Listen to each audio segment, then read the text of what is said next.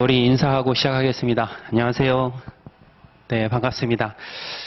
오늘 여러분들한테 내국소비세법 개정세법에 대해서 강의를 하도록 하겠습니다. 자, 나눠드린 자료를 한번 보시고요.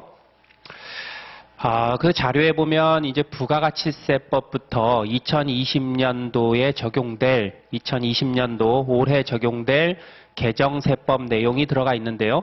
부가가치세법, 개별소비세법, 주세법 순서로 자료가 만들어져 있습니다. 그런데 여러분들이 이 개정세법 내용을 보실 때 우선적으로 주의하셔야 될 것이 있습니다. 제가 여러분들 자료를 나눠드릴 때 거기 밑에 적용 시기에 대한 부분을 제가 담아놓은 내용들이 있습니다. 거의 대부분이 그렇죠. 적용 시기를 잘 주의하셔야 된다. 무슨 얘기냐?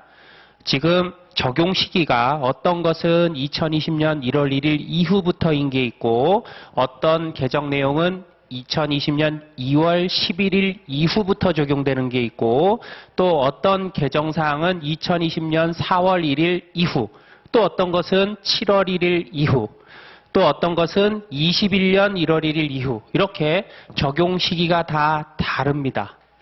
제가 그 중에 우리 시험이 3월 28일 날 시험을 본다는 가정하에 28일 이후에 개정이 적용되는 것을 안 집어넣으려고 했는데 지금 우리 시험이 어떻게 될지 잘 모르겠어요. 그래서 제가 4월 1일 이후에 적용되는 것 또는 7월 1일 이후에 적용되는 것도 그 중에 중요한 거라면 반영을 해놨습니다. 그래서 여러분들 1차적으로 뭐를 주의해서 봐야 된다? 적용 시기를 주의해서 봐야 된다. 여러분들 관세사 1차 내국소비세법 시험을 보는데 그게 만약에 3월 28일 날 본다 그러면 3월 28일 이후에 적용되는 규정은 다 무시하셔야 됩니다. 현재 적용되는 규정을 가지고 우리가 시험을 보기 때문에 무슨 얘기인지 아시겠죠? 시험을 4월 15일 날 본다. 그러면 4월 1일 이후부터 적용되는 것도 다 여러분들이 검토를 해서 여러분들이 정리가 되어 있어야 됩니다. 그래서 시험 보는 날짜에 이미 적용이 시작된 개정사항은 다 여러분들이 정리를 해야 된다. 자, 일단 가정으로 3월 28일 날 시험 본다는 가정하에 제가 여러분들한테 개정세법 내용을 설명을 드리겠습니다. 그래서 적용 시기를 주의하셔야 된다는 거 반드시 먼저 기억을 해 두시고요. 자, 나눠드린 자료 1페이지부터 보겠습니다. 부가가치세법에 대한 내용인데요. 우리 자료에는 2페이지로 되어 있네요. 그죠? 자, 이번 개정되면서 이번 개정세법에서 용역에 대한 업종 명칭이 정비가 되었습니다. 그 이유는 뭐냐면 부가가치세법은요, 우리 표준산업분류에 대한 분류표를 기준으로 해서 업종 명칭을 정하고 있는데 이번에 표준산업분류가 변경된 내용을 개정세법 2020년 개정을 하면서 그 내용을 반영을 한 겁니다. 그래서 자, 자료를 보시면 용역의 업종 명칭 중에 건설업, 숙박, 음식점업, 금융보험업 이런 것들은 뭐 이전하고 똑같죠. 그죠? 그래서 용역의 업종으로 그대로 적용이 되고요. 그 밑에 보시면 신설이라고 되어 있는데 제조업 중에서 산업용 기계 및 장비 수리업, 기계나 장비 수리업 업종이 용역의 범위에 들어왔습니다. 자, 그 다음에 운수업이 운수 및 창고업으로 명칭이 변경됐고요. 그 다음에 방송통신 정보서비스업이 정보통신업으로 명칭이 변경되면서 괄호 안에 주의하셔야 됩니다. 출판업과 영상 오디오 기록물 제작 배급업은 제외합니다. 무슨 얘기예요? 출판업과 영상 오디오 기록물 제작 배급업은 용역이 아니라 뭐다? 재화다. 그죠? 그래서 괄호 안을 주의하셔야 됩니다. 왜 우리가 용역이냐 재화냐를 구분합니까? 그렇죠. 부가가치세법에서는 여러분들이 지금 말씀하신 것처럼 이게 용역이냐 재화냐에 따라서 과세 여부가 달라지고요. 과세 방법이 달라집니다. 그죠? 그래서 이게 용역인지 재화인지 용역인지의 구분이 굉장히 중요하다. 자, 그래서 정보통신업은 용역의 범위에 들어가지만 괄호 안에 출판업과 영상 오디오 기록물 제작 및 배급업 얘는 재화의 범위에 들어간다. 자, 그 다음에 부동산업, 임대업, 부동산업 및 임대업이었던 명칭이 부동산업으로 바뀌었고요. 부동산업에 다음에 해당하는 것은 다만 부동산업 및 임대업으로 보지 않는다라고 나와 있는 두 가지 있죠. 전답, 과수원, 목장용지, 염전, 임대, 그리고 공익사업을 위해서 지역권, 지상권을 설정돼야 하는 것. 얘는 임대로 보지 않죠. 과세 대상으로 보지 않는 겁니다. 그 과세 대상에서 제외하는 범위는 똑같아요. 다만 부동산업 및 임대업이 부동산업으로 명칭이 변경됐고 밑에 나오지만 임대업은요. 뒤에 밑에 사업 지원에 관련돼서 임대업이 붙었습니다. 자, 그 다음에 그 밑으로 내려가셔서 종정 규정에 전문과학기술 서비스업과 사업시설관리 및 사업지원 서비스업이라고 되어 있는데 이게 전문과학기술 서비스업 그리고 사업시설관리, 사업지원 및 임대 서비스업으로 명칭이 변경됐다. 그러니까 부동산업 및 임대업에 있던 것이 여기 사업 지원 및 임대 서비스업으로 이렇게 명칭이 옮겨진 거죠. 자, 그래서 이렇게 명칭이 변경됐고요. 그 다음에 여러분 밑에 영세율 적용 대상 외화 획득 용역이 있는데 요 내용은 뒤에 5번 개정 내용하고 연계해서 정리를 하시면 됩니다. 자, 일단 페이지 4페이지로 넘어갈까요? 4페이지 보시면 거기 영세율 대상 외화 획득 용역에 대한 투자자문업 추가라고 되어 있는데 요거는 무슨 얘기냐면 자, 여러분 제가 개정세법 내용마다 제 교재에 몇 페이지에 관련된 내용인지 페이지를 다 넣어놨습니다. 그리고 관련된 개정사항은 개정 내용이 필요할 것 같으면 제가 참고 자료로 박스 안에 그 개정된 사항을 다 집어넣어놨죠. 그죠? 그래서 여러분들이 그것은 참고를 하면 되고요. 영세율 대상 외화 획득 용역에 투자자문업 추가했는데 요건 무슨 얘기냐면요. 일단 이 적용 시기는 언제부터다? 2020년 7월 1일 이후부터다. 그러니까 7월 1일 이전에 시험을 보면 이거 의미 없는 겁니다. 7월 1일 이후에 시험 볼 때 이 개정사항을 정리해야 된다는 거예요. 아셨죠? 자, 그러면 이 5번 내용은 7월 1일 이후에 적용되는 건데 워낙 그 개정사항 이외에도 중요한 것이 많으니까 한번 우리가 정리를 해봅시다. 이거 이런 얘기잖아요. 지금 비거주자와 국내 사업장이 없는 비거주자와 외국법인하고 거래를 하는 경우 그래서 갑돌이가 국내 사업장이 없는 비거주자 외국법인하고 거래를 하는 경우로서 영세율이 적용되려면 얘하고 어떻게 해라? 국내 사업장이 없는 비거주자 외국법인하고 그렇죠. 직접 계약을 해라.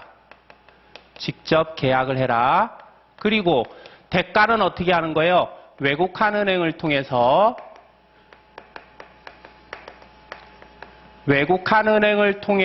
어떻게 해라? 원화로 수령해라. 그죠? 그래서 외국한은행을 통해서 원화로 수령해라. 요게 기본 조건이죠. 그런 경우로서 만약에 재화가 영세율이 적용되려면 어떻게 해야 됩니까? 조건이 얘가 지정하는 국내 사업자, 이거 지정하는 사업자라고 그냥 적을까요? 비거주자 외국법인이 지정하는 국내 사업자한테 얘한테 재화를 인도하고 이렇게 인도하고 그리고 얘가 어느 사업에 써야 된다? 그렇죠. 과세 사업에 써야 되죠. 과세 사업에 쓰는 경우에는 영세율을 적용해 주겠다. 그 얘기는 뭐예요? 얘가 이거를 면세 사업에 쓴다 그러면 10% 과세하겠다 이런 얘기죠. 재환은 이렇게 하고요. 그죠? 그러면 용역은 어떻게 합니까? 용역은 기본 조건이 이렇다는 가정하에 재화와 용역이 영세율이 적용되려면 재화는 어떻게 해야 된다? 재화는 얘가 비거주자 외국법인이 지정하는 국내 사업자한테 재화를 인도하고 그 국내 사업자가 이거를 과세 사업에 쓸 때만 영세율 적용해 주겠다. 그죠? 그러면 용역의 경우에는 어떨 때 영세율을 적용해 줍니까? 용역의 경우에는 이런 조건이 아니라 영세율 적용 대상 용역이 정해져 있죠. 그죠? 그래서 예를 들면 무형재산권 임대업, 그 다음에 뭐 컨테이너 수리업, 자, 그 다음에 선박 관리업, 보관 및 창고업, 그리고 뭐 보세 운송 용역. 여러분들 이거 다 기억하고 계시죠? 그죠? 보세 운송 용역. 그 다음에 전문 서비스업,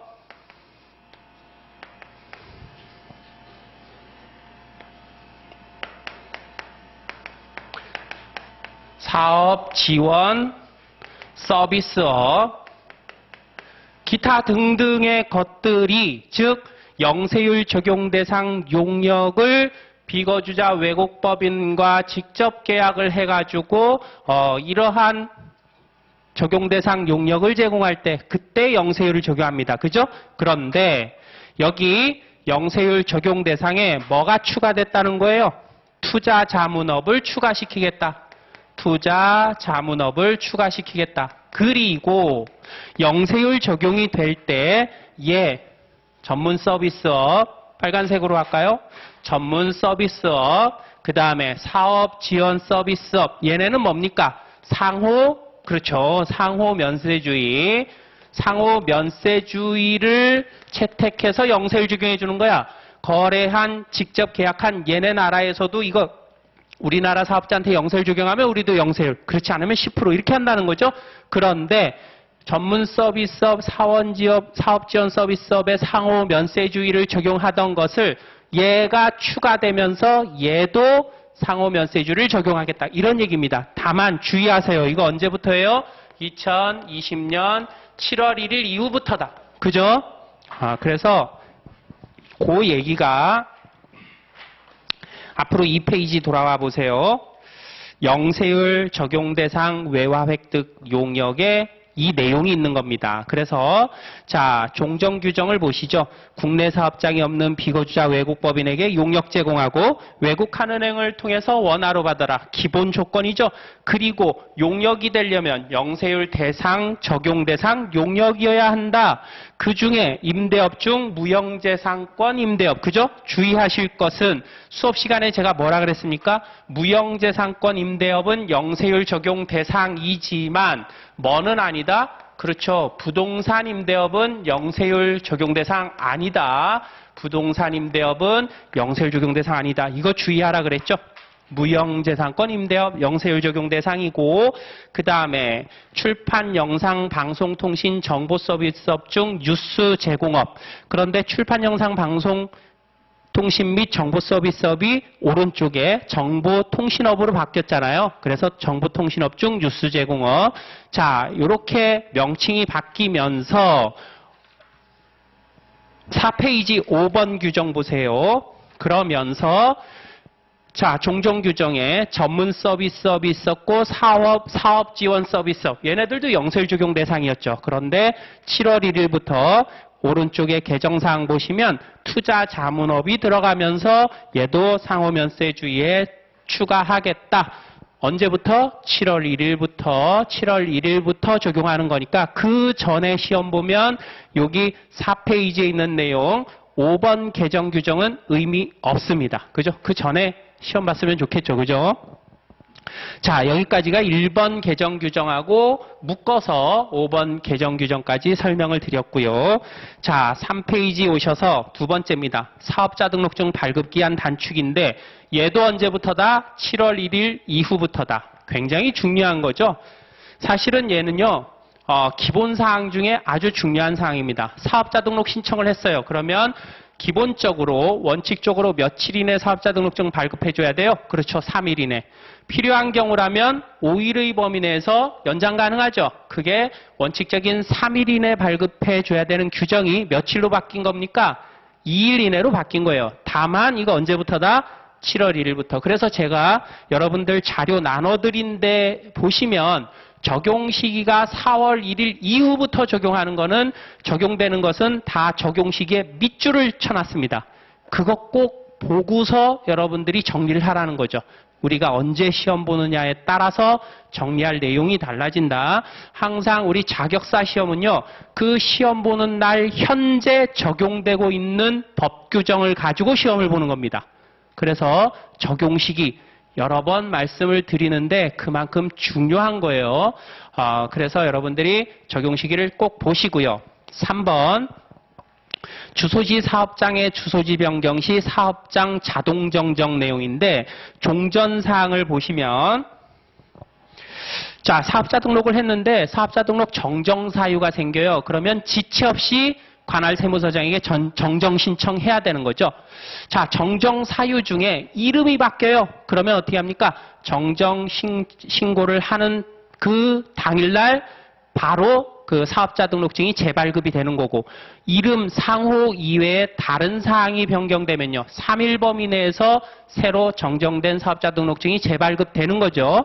자, 그런데 거기 사업장 예전 규정을 보세요. 그래서 뭐 상호 변경이나 상속이나 아니면 공동사업자 구성원 변경이나 출자 지분 변경이나 사업장이 이사가거나 이전하거나 이런 경우에 정정 사유에 해당했는데 그런데 여기에 이제 단서를 추가해서 사업장 이전의 경우에는 정정 신고를 해야 되는 게 원칙인데 오른쪽에 개정사항을 보면 이렇게 단서가 추가됐습니다. 다만 우리가 사업자 등록 신청을 할 때 사업장하고 내가 사는 주소가 동일해요.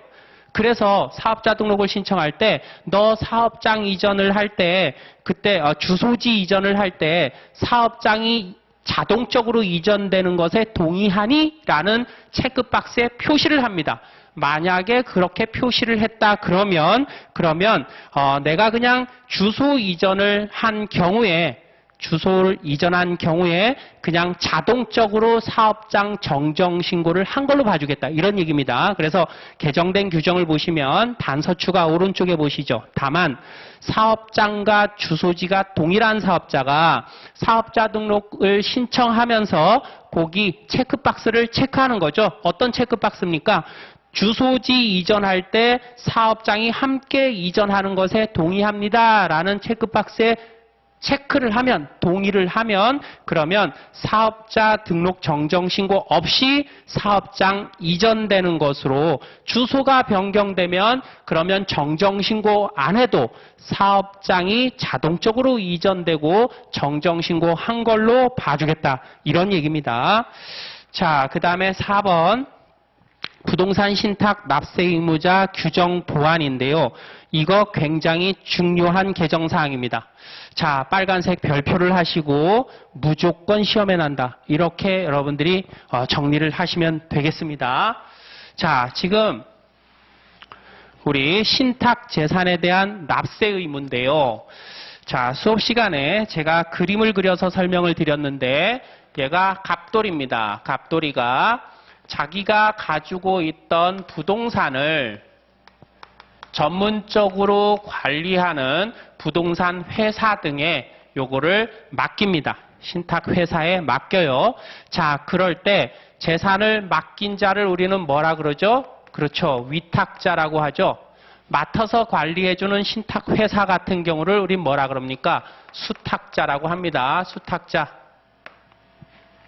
자, 이 경우에 납세 의무는요, 원칙적으로 이 신탁계약에 의한 납세 의무는 원칙적인 납세 의무자는 누굽니까? 위탁자죠. 얘가 납세 의무자가 됩니다. 자, 그런데 예외적인 경우로서 수탁자가 납세 의무자가 되는 경우가 있었죠. 그 대표적인 경우가 뭐다? 그렇죠. 담보신탁이죠. 담보신탁의 경우.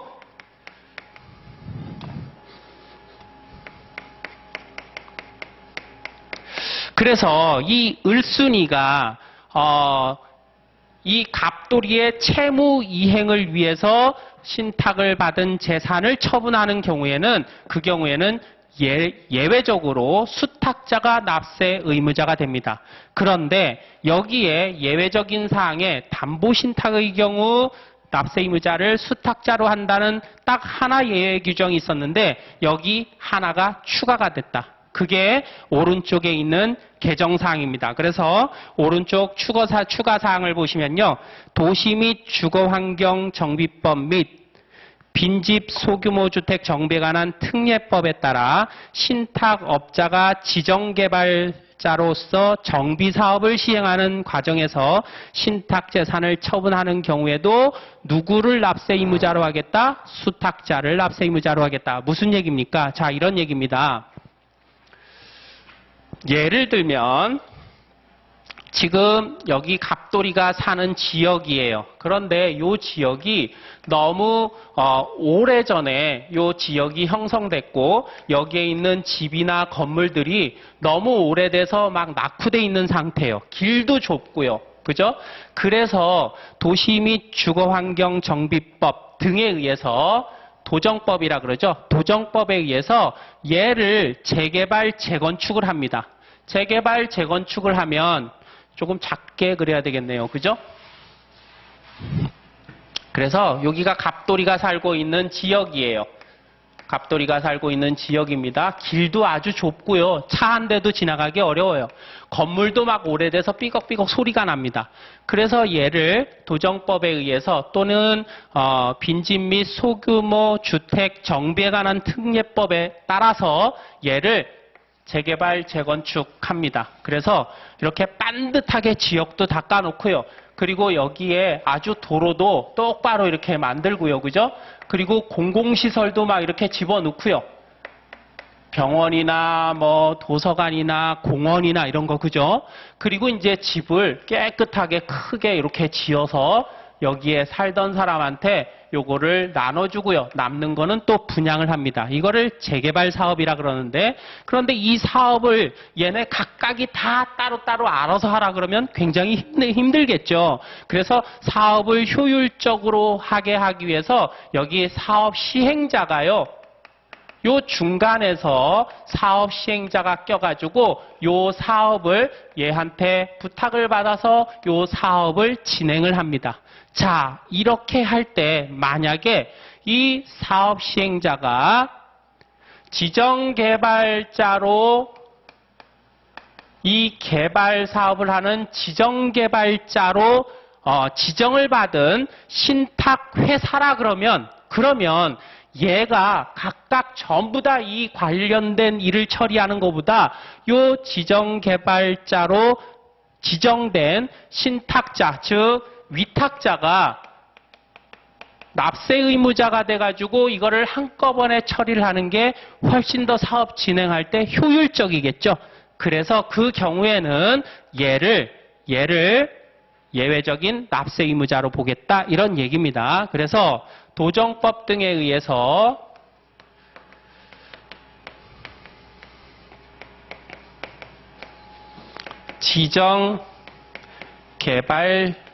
지정개발자로 지정된 수탁자가 정비사업을 시행하는 과정에서 이 신탁재산을 처분했을 때는 얘를 수탁자를 납세 의무자로 하겠다. 그 규정을 하나 추가한 겁니다. 자, 그래서 한번 읽어보시죠. 아주 중요한 규정입니다. 자, 종전규정에는 어떻게 되어 있었습니까? 신탁재산을 수탁자 명의로 매매 시 납세 의무자에 있어서 원칙은 위탁자고 예외적으로 담보신탁으로서 위탁자에 대한 채무이행을 위해서 신탁재산 처분합니까? 그 경우에만 예외적으로 수탁자가 납세 의무자였는데 거기에 하나 예외적인 납세 의무자로 얘를 하나 더 집어넣었다는 거죠. 도정법 및 빈집 소규모 주택 정비에 관한 특례법에 따라 신탁업자가 지정개발자로 정비사업을 시행하는 과정에서 신탁재산을 처분하는 경우 예외적으로 이 수탁자를 납세의무자로 보겠다. 아주 중요한 규정이다. 자, 5번은 설명을 드렸고요. 6번으로 넘어가셔서 이것도 언제부터다? 7월 1일 이후부터다.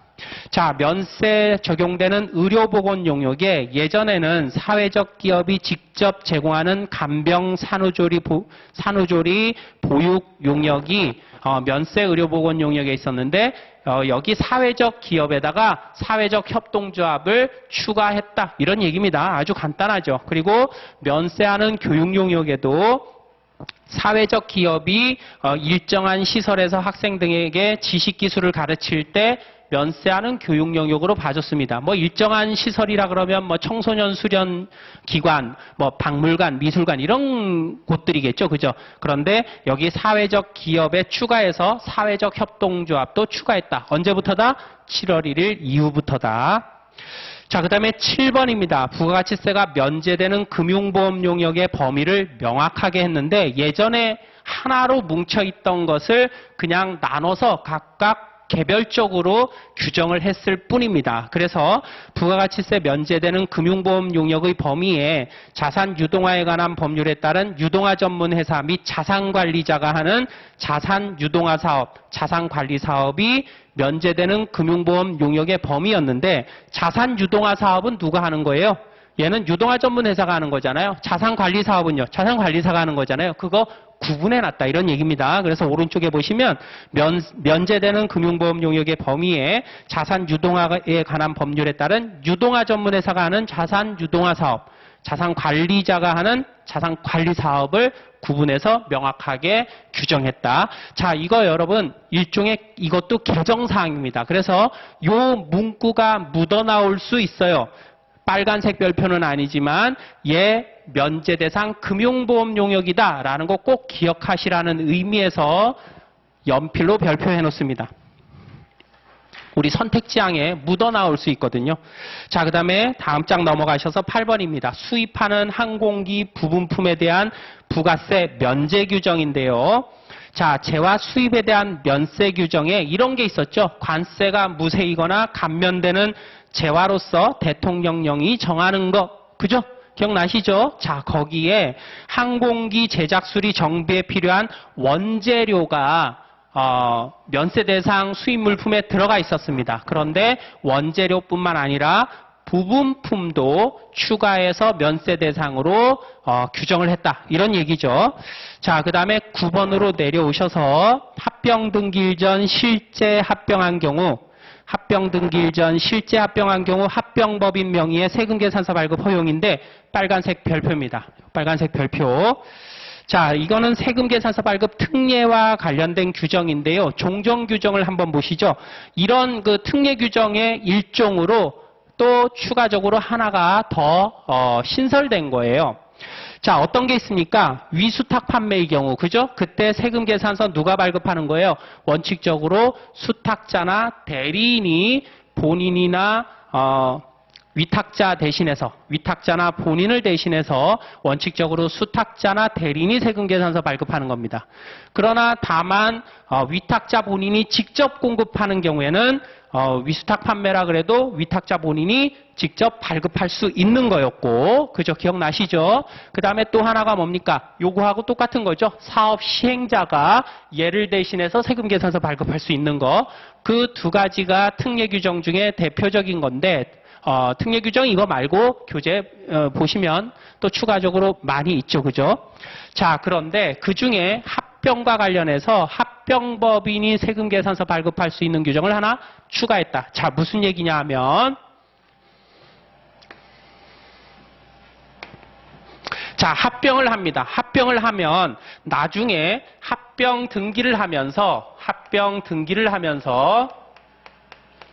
피합병법인이 사라지게 돼 있는데요. 합병 등기는 뭐예요? 예를 들어서 흡수합병이라 그러면 자, 우리 이런 얘기 해봅시다. 과세기간을 우리가 공부를 했잖아요. 앞부분에서, 그죠? 총칙에서, 부가가치세 총칙에서 과세기간을 공부하면서 신규 사업자의 경우, 그리고 폐업일의 경우, 폐업이 있는 경우에 과세기간을 또 세부적으로 공부를 했습니다. 그 경우에 폐업일에 대한 규정인데요. 합병에 의해서 폐업했을 때 폐업일이 언제가 됩니까? 합병 등기일이 되는 거예요. 그죠? 자, 합병이라 그러는 거는 이런 거죠.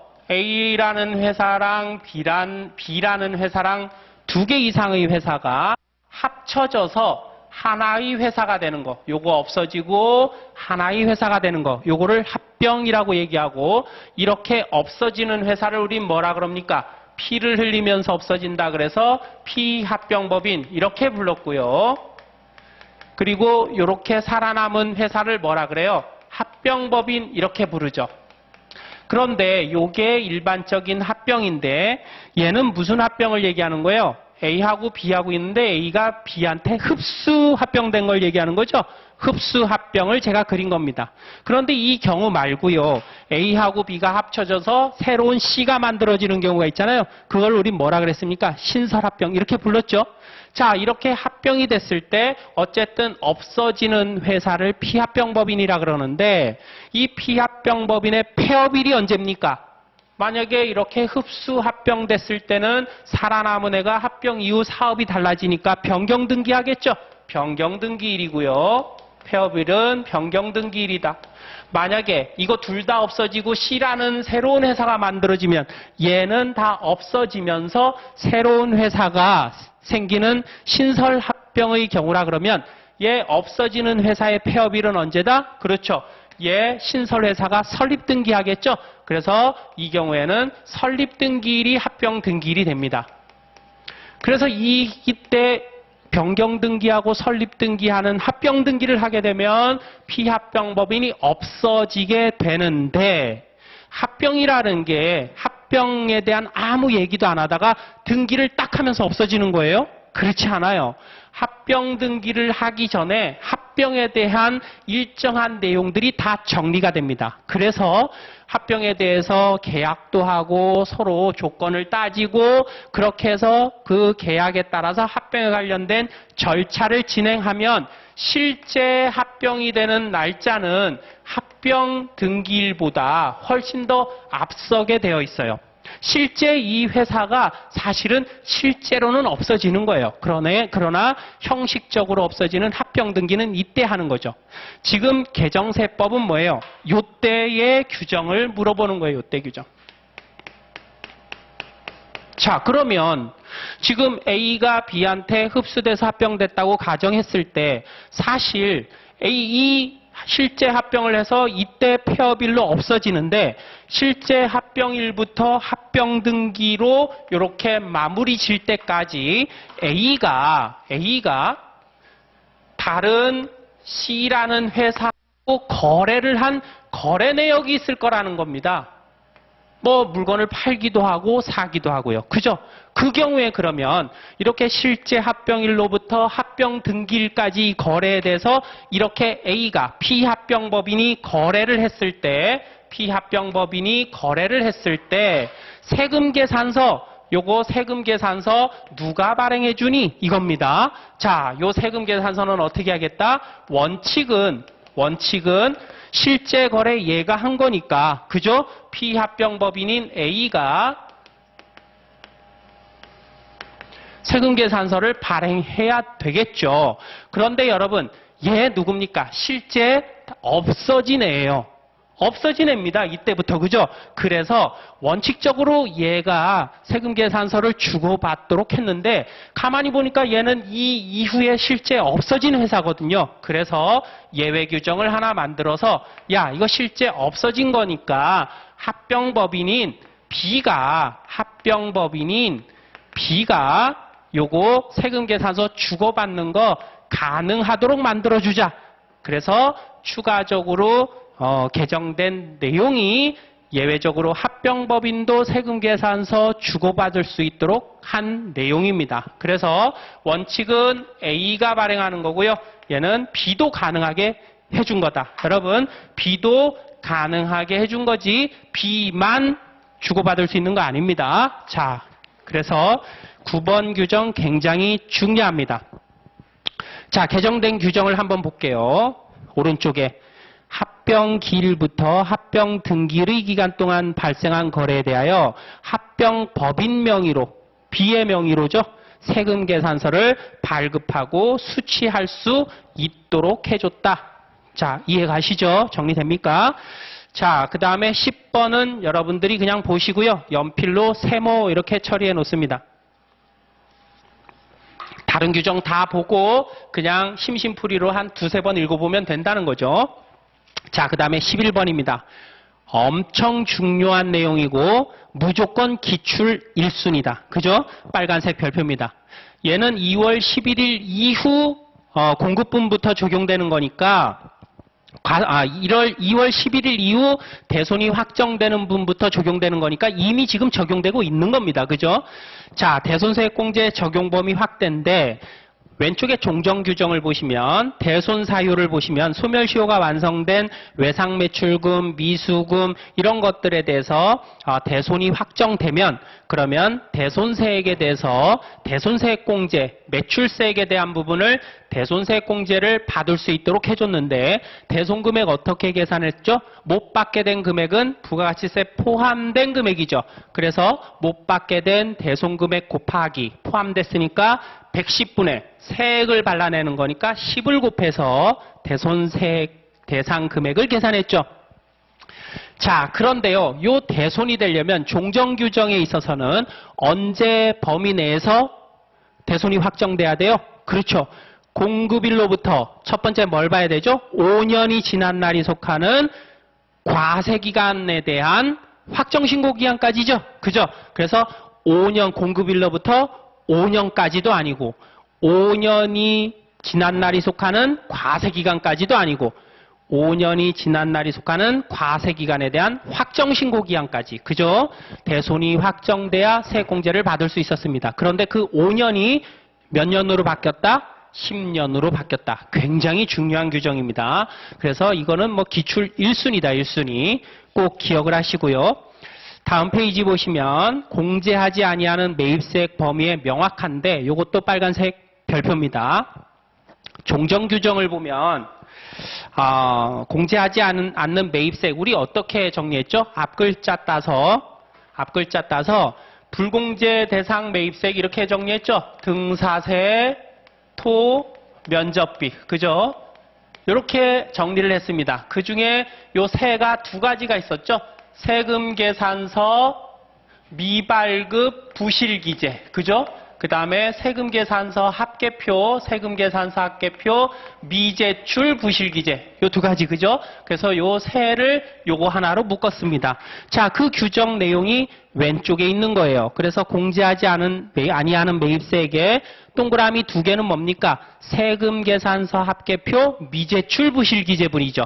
첫 번째 거는 제출 안 한 경우, 두 번째 거는 필요적 기재사항, 즉 거래처별 등록번호 공급가에 얘가 잘못 기재되거나 기재되지 않은 경우 부실기재입니다. 그 다음에 세 번째, 네 번째 동그라미는 뭐예요? 세금 계산서에 대한 거죠.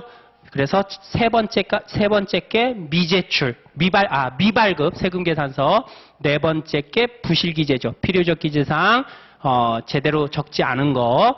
자, 그런데 여기 필요적 기재사항은 여러분들이 알다시피 네 가지가 있고요. 뭐죠? 공급자의 등록번호, 공급자의 등록번호, 사업자 명칭, 성명 명칭, 그 다음에 공급받는 자의 등록번호, 작성연월일, 공급가액, 세액이죠. 그죠?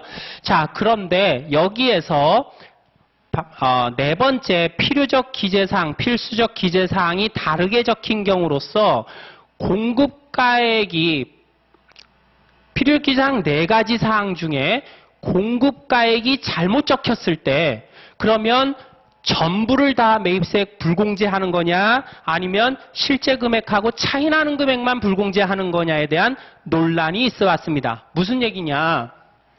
자, 우리 지금 매입세 불공제 대상에 세금계산서 미발급 부실기재분이 있는데요. 그런데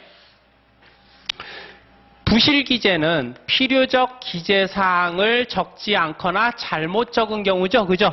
그래서 필요적 기재사항 4가지가 있다. 자, 먼저 공급자의 사업자 등록번호, 그 다음에 성명, 명칭, 그죠? 그 다음에 공급받는 자의 사업자 등록번호,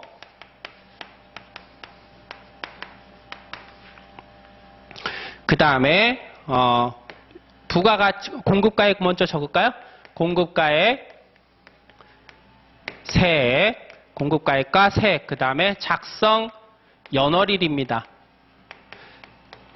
갑돌이가 을순이한테 세금계산서를 발행해 주는데 거래를 100만 원어치 거래를 했습니다. 그런데 세금계산서를 발행하면서 여기 공급가액 세액란에 공급가액을 200만 원으로 적은 거예요. 200만 원으로 이렇게.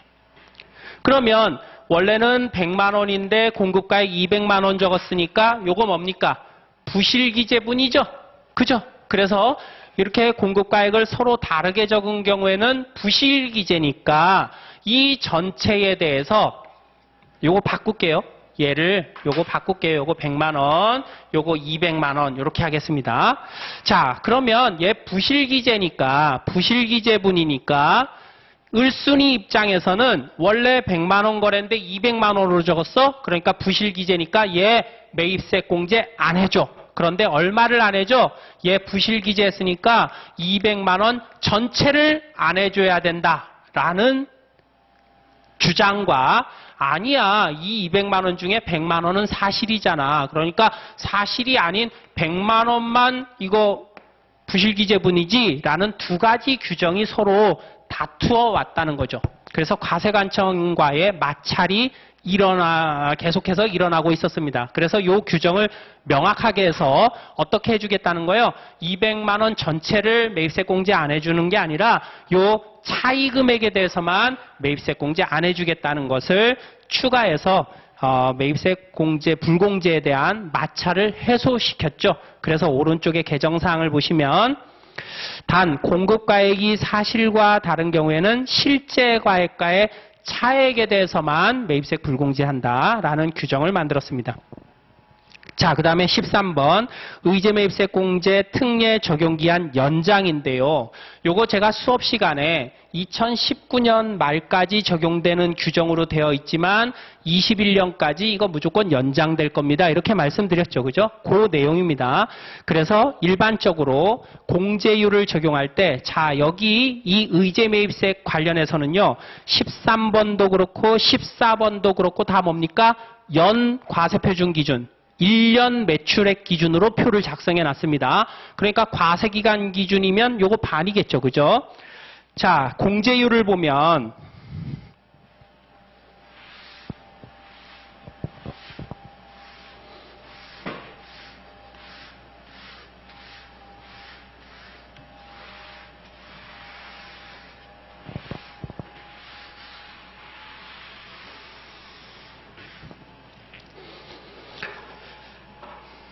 일반과세자의 의제 매입세 공제율 우리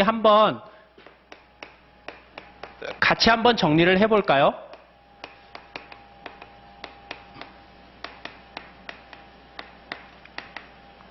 자, 일반적으로 의제 매입세 공제율은 102분의 2입니다. 그죠? 그런데 의제 매입세액이 적용되는 그 흐름의 영업을 가장 많이 하는 업종이 음식점 업종이잖아요.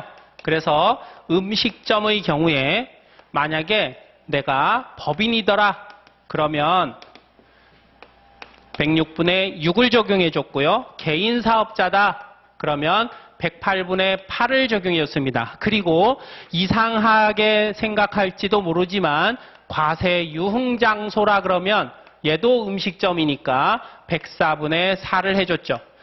얘를 104분의 4를 해주니까 누가 뿔이 났어요? 제조업자들이 뿔이 났죠. 그래서 제조업자로서 개인 사업자이거나 중소기업에 해당하면 그러면 아니 제조업을 하는 개인 사업자는 102분의 2고 룸사롱 같은 거 하면 104분의 4. 말이 안 되잖아요. 그래서 얘네들도 104분의 4를 적용해 줬다. 그죠?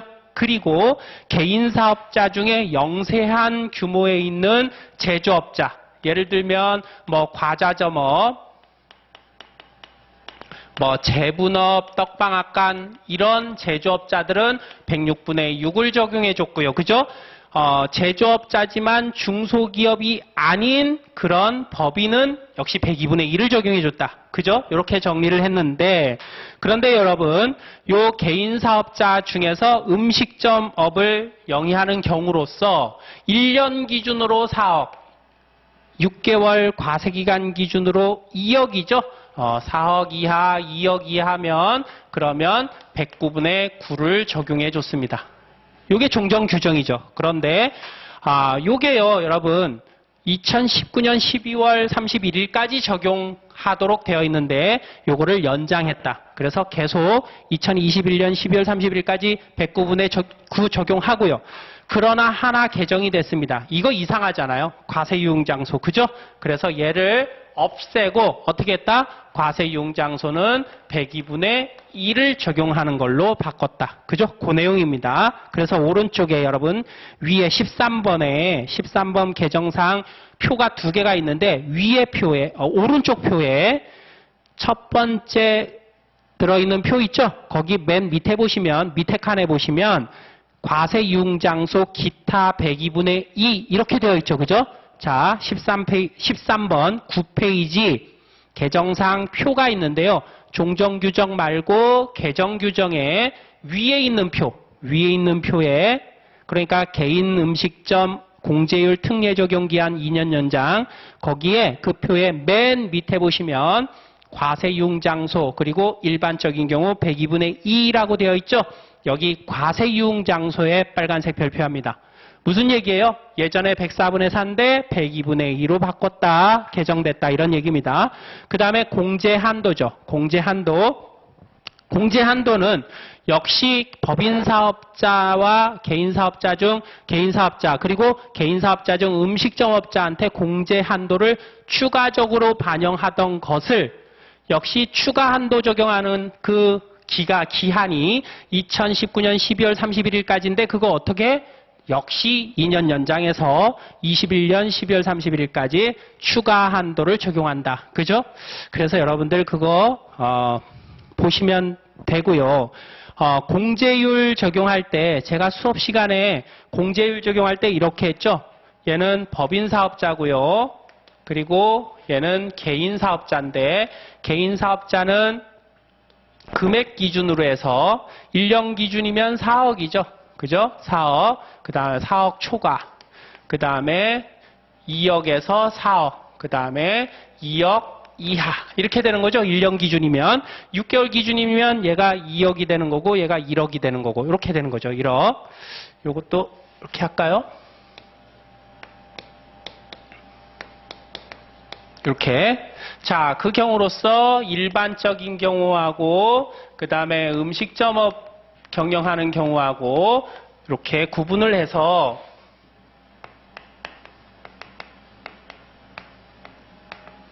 자, 이렇게 구분을 해서 얘는요 40%였죠. 40%. 자, 그 다음에 5%씩 올라간다 그랬죠. 얘는 45%. 그 다음에 음식점업이면 50%. 그 다음에 이렇게 가죠. 55%. 그 다음에 60%. 그죠? 그 다음에 얘는 65%. 이렇게 간다 그랬죠. 그래서 이거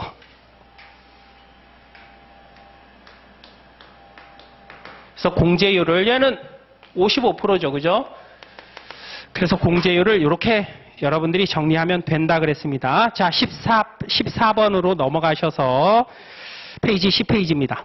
역시 간이가세자, 면세농산물 의제매입세 공제 우대 적용률 적용기한도 2021년 12월 31일까지 연장이 됐습니다. 역시 과세 유흥장소의 경우에는 종전에 104분의 4를 적용해줬죠. 자, 여러분, 저를 보세요.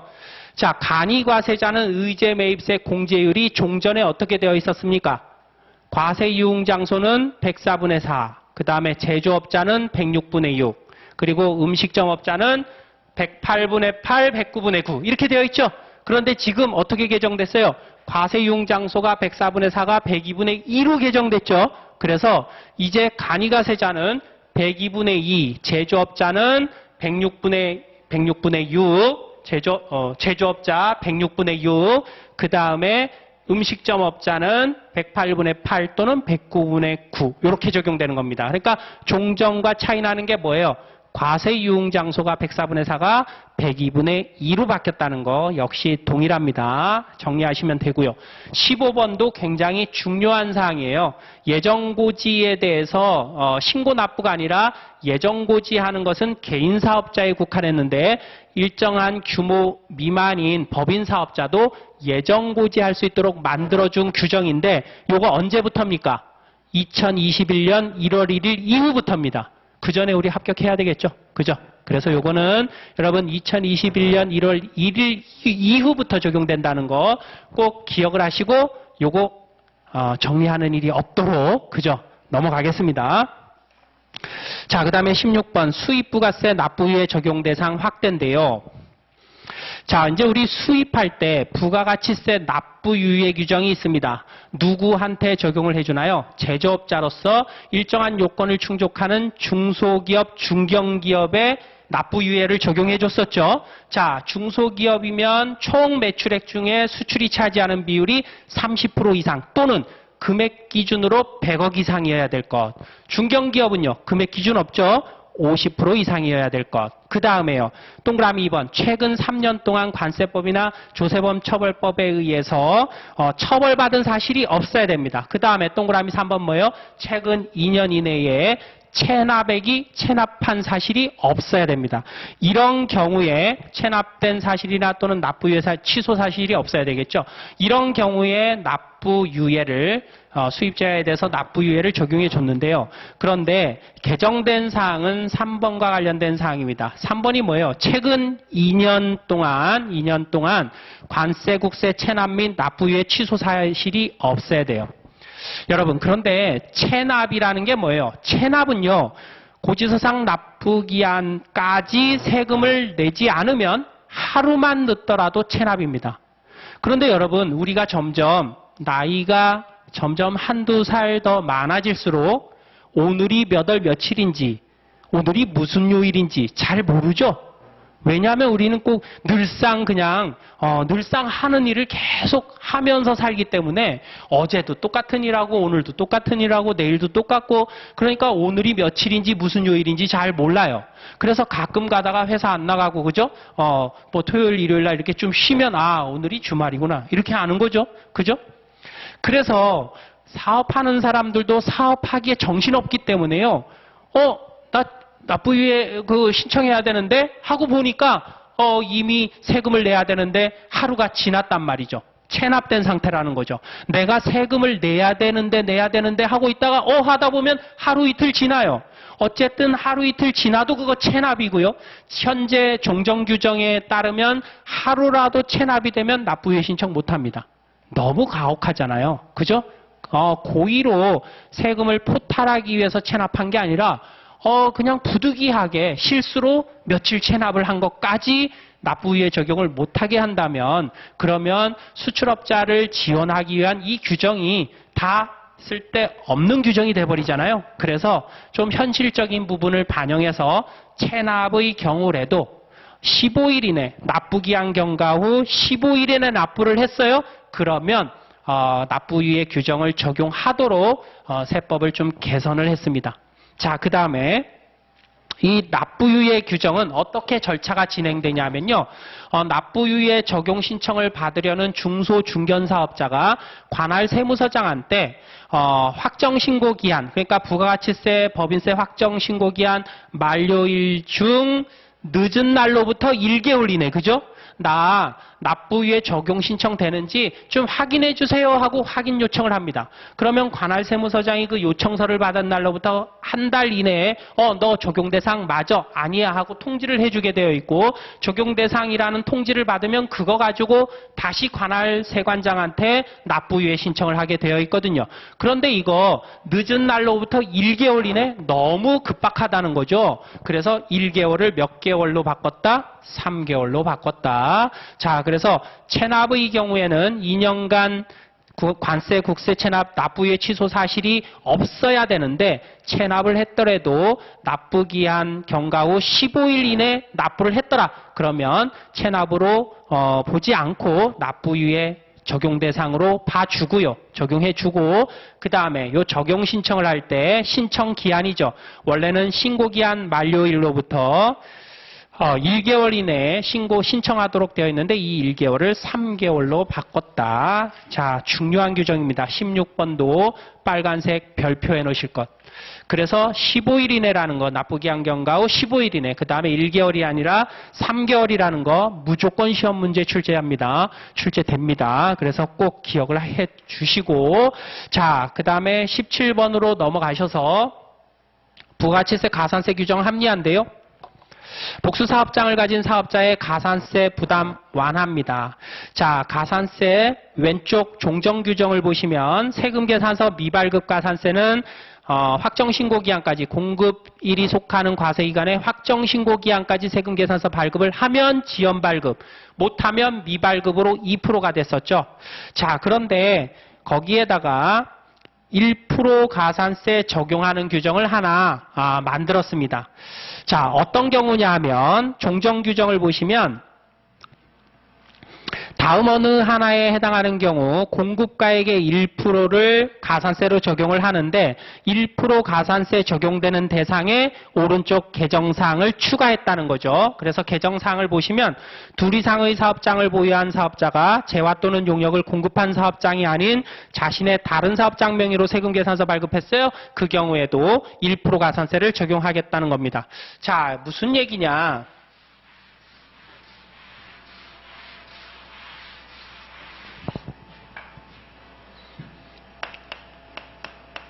갑돌이라는 사람이 있는데요.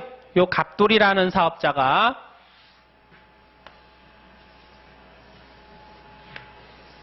A라는 사업장하고 B라는 사업장하고 두 개의 사업장을 가지고 있다고 가정을 해봅시다. 그런데 이번에 A라는 사업장에서 C라는 사업장에 물건을 팔았습니다. 이렇게 물건을 팔았는데, 그런데 A라는 사업장에서 C라는 사업장에 물건을 팔았으면 사업장 단위과세 원칙 하에 A라는 사업장에서 세금계산서를 발행해줘야 되는 거잖아요. 그죠? 그런데 갑돌이가 어떻게 했다? A라는 사업장에서 세금계산서 발행을 안 하고요. B라는 사업장에서 C라는 사업장으로 세금계산서를 발행을 했더라. 이런 경우입니다. 종정규정으로는 어떻게 이걸 적용했냐 하면, 자, A라는 사업장에서 세금계산서 발행을 해야 되는데 세금계산서 발행 안 했잖아요. 그래서 어떻게 됩니까? 세금계산서 미발급 가산세 몇 프로? 2%입니다. 그죠? 그 다음에 B라는 사업장은 실제 거래를 하지 않았는데 세금계산서 발행했잖아요. 그래서 자, 얘는 뭐예요? 가공발급이죠. 가공발급. 세금계산서 가공발급에 따른 가산세 몇 프로입니까? 3%입니다. 자, 그래서 세법 규정상 얘는 이 사업장에서 세금계산서 발행한 거는 3% 가공발급 가산세 대상이 될 수 있고, 얘는 미발급 가산세 2% 가산세 적용 대상이 될 수 있는데, 실무에서는요, 가공발급 3%는 아니고요. 가공발급 3%에 대한 가산세는 실무에서는 적용을 안 하고 있었고, 미발급 가산세 2%만 적용해 오고 있었습니다. 지금까지. 자, 그런데 이 규정이 개정됐다는 거죠. 야, 갑돌이라는 얘가 이 거래 내역을 숨기기 위해서 세금계산서 이렇게 발행한 거 아니잖아. 그러니까 이 경우에는 얘가 귀책 사유가 크다고 볼 수 없으니까 요 미발급 2% 적용하던 가산세 요거를 어떻게 하자? 1% 가산세로 좀 부담을 줄여주자. 이렇게 바뀐 겁니다. 이렇게. 자, 그래서 여러분 과거에는 1% 가산세 적용되던 우리 부가가치세법상 가산세가 1% 적용을 하고 있던 게 몇 가지였죠?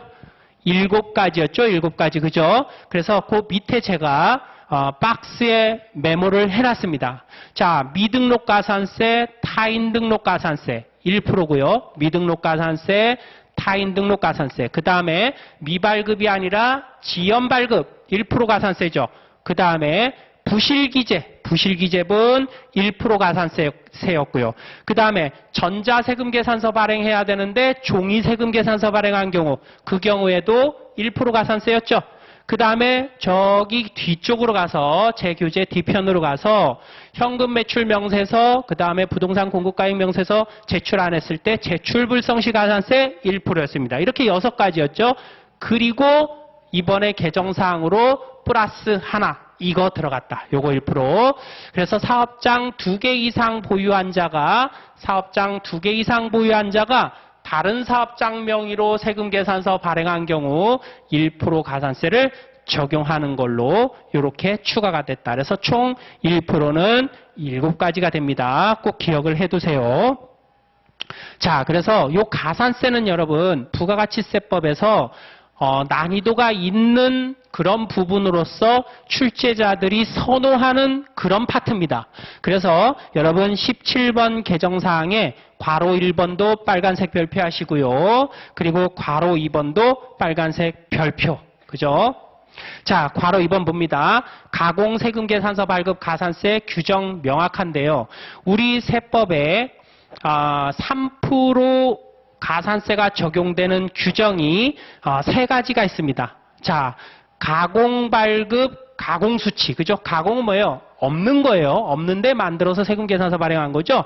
가공발급, 가공수치. 그 다음에 비사업자의 가공발급 수치. 그죠? 요 3가지가 3%입니다. 그런데 요 가공발급에 있어서 이전에 그 적용 기준이, 규정이 세금계산서, 가공으로 세금계산서를 발행을 할 때 세금계산서에 적힌 금액의 3% 이렇게 되어 있었습니다. 그러면 세금계산서에 적힌 금액이 도대체 뭐예요, 그게? 공급 대가입니까? 아니면 공급 가액입니까? 아니면 세액입니까? 애매모호하다는 거죠.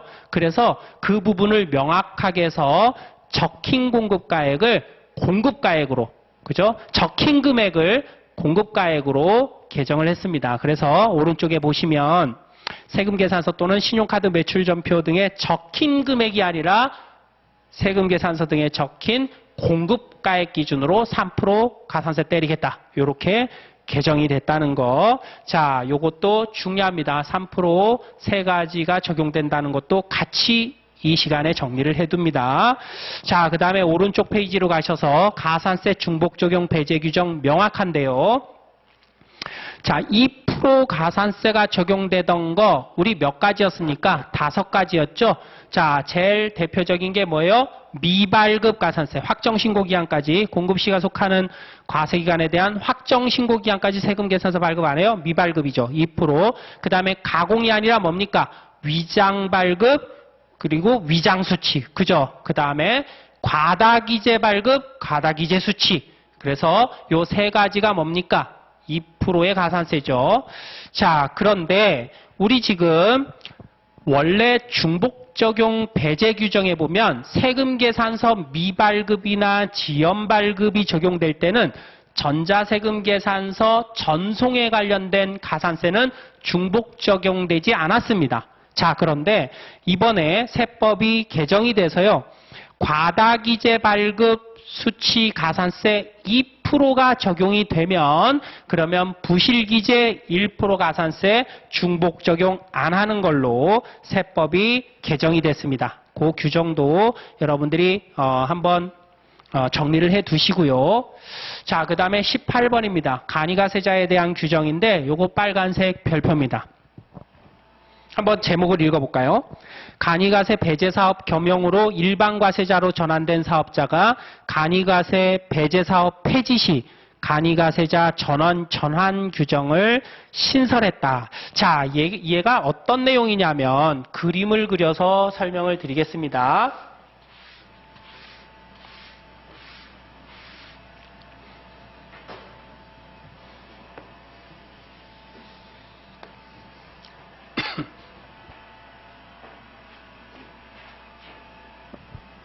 내가 원래 간이가세자였어요. 간이가세자였는데 그런데 사업을 쭉 하다가요.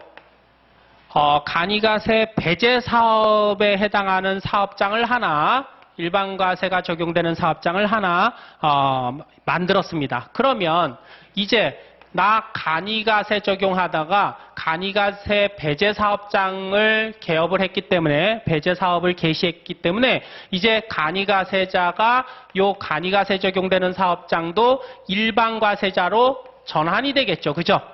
언제 전환이 됩니까? 요 일반과세자에 대한 사업장, 요 일반과세자에 대한 사업이 개시한 다음 과세기간, 그죠?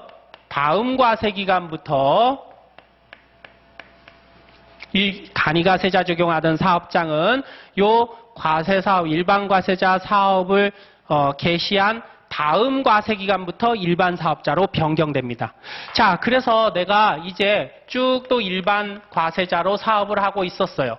그런데 내가 일반 과세로 적용하던 일반 과세 사업을 개시해서 해오던 이 일반 사업장을 폐업을 했다는 거죠. 그러면 나 이제 다시 일반 과세 적용되는 사업장을 폐업했으니까 나 다시 간이가세자로 변경될 수 있겠네요. 그죠? 이렇게.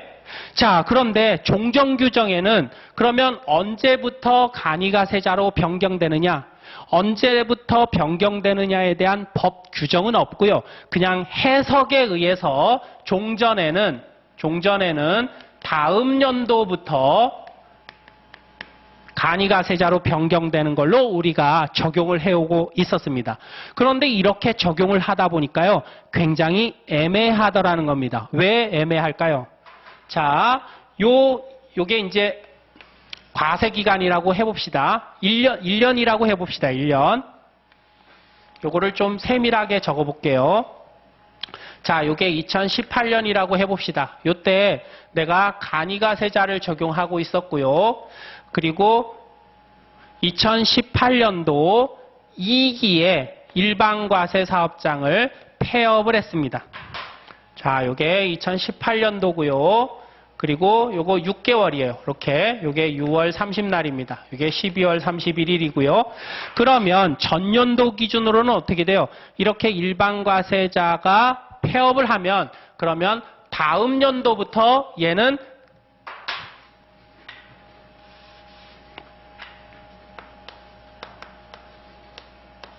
일반과세자는 다음 연도부터 간이가세자로 이렇게 변경되는 규정이었다는 거죠. 다음 연도 언제부터요? 1월 1일부터네요. 그죠? 1월 1일부터 이제 12월 31일까지 간이가세자가 적용됩니다. 그런데 여러분, 간이가세자는요, 원래 규정이 뭐예요?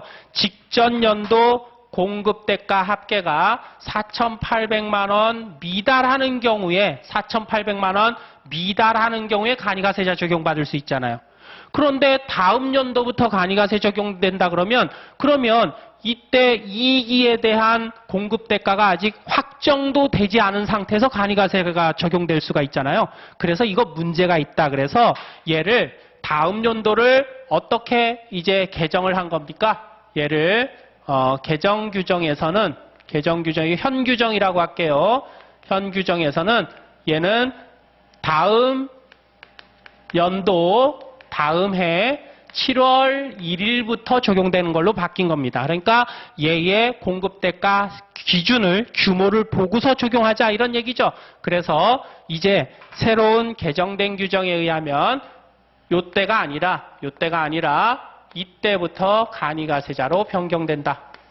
7월 1일부터 요때부터 간이가세자로 변경된다. 이렇게 여러분들이 이해를 하시면 되겠습니다.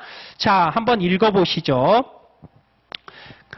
표안을 봅니다. 간이가세자가 간이가세 배제 사업을 겸용을 하기 시작해요. 그래서 이렇게 일반과세가 적용되는 사업장을 같이 겸용한다 그러면 해당 사업 개시일이 속하는 과세기간에 해당 사업 개시일이 속하는 과세기간에 다음 과세기간부터 일반과세자로 변경됐잖아요. 그리고 이 일반 과세자가 폐업하는 경우에 대한 규정은 법에 없었고요. 해석에 의해서 다음 연도부터 적용을 하고 있었습니다. 그런데 그 없던 법 규정을 해석에 의해서 적용하던 규정을 법으로 신설했다는 거죠. 그래서 어떻게 했습니까? 자, 이제 간이가세 배제 사업 폐업을 합니다. 예, 간이가세 배제 사업을 폐지를 해요. 그러면 여기 있네요. 폐지를 합니다. 그러면 폐지 속하는 다음 연도, 다음 해 7월 1일부터 간이가세자가 적용되는 걸로, 그죠? 그래서 다음에 7월 1일부터 간이가세 적용되는 걸로 조금 합리화시켰다. 이런 얘기입니다. 굉장히 중요하니까 18번 빨간색 별표해 놓으시고, 역시 19번도 빨간색 별표입니다. 얘도 간이가세자에 관한 규정인데요. 요거는 제가 설명을 먼저 하겠습니다. 제 교재 가지고 계신 분들은 교재에 있는 그림을 참고하시면 되겠습니다.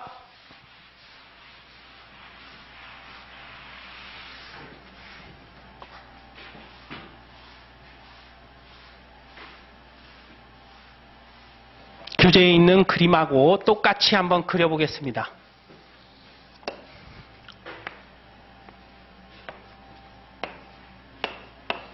여기가 X1년, X2년, X3년, X4년이죠. 자, 나 간이가세자로 신고를 해왔습니다. 쭉 간이, 그죠? 자, 간이가세자로 신고를 해왔어요. 이상하더라는 거죠. 그래서 세무서에서 2000X4년에 세무조사를 들어가 봤어요. 세무조사를 들어가 봤더니 X1년의 공급 대가가 아니나 달러 4,800 이상이라는 거죠. 4,800 이상이라는 거죠. 4,800 미달하면 간이가세자니까 이상이면 간이가세 아니잖아요. 이 경우에 어떻게 하겠냐는 거예요. 우리 예정 규정이 어떻게 되어 있습니까? 그래도 어쩔 수 없잖아. 그래서 결정 경정한 날, 세무조사한 날, 그 날이 속하는 과세기간까지는 그대로 간이가세자로 봐줘. 그죠? 그러나 이것만 있으면 누구나 다 세무조사 받기 전까지는 간이라고 신고하죠.